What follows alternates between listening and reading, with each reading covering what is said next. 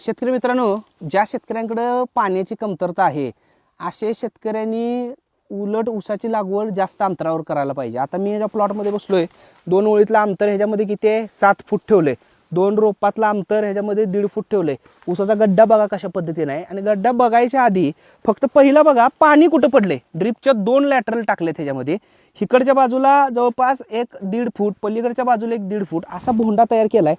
इथं तुम्ही जर बघितलं इथं पाणीच नाही, हे बघा एकदम वाळली माती आहे।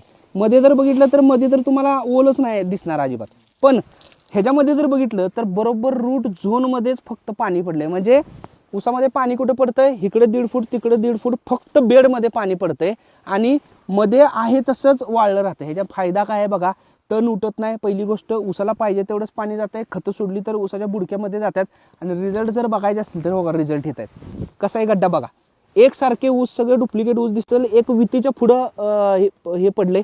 5 जुलैची मला वाटते लागवड आहे, बरोबर वकील साहेब, 5 जुलैची लागवड आहे। एक वितीच्या पुढंच सगळं कांड पडले। अशा पद्धतीने ऊसाची लागवड करायचं, लागवडीचं अंतर अतिशय महत्त्वाचं आहे, आणि पाणी कमी लागावं असं वाटत असेल तर 7 फुटावर लागवड करा, आणि 2 लॅटरल टाका, फक्त ऊसाच्या बुडक्यातच पाणी द्या।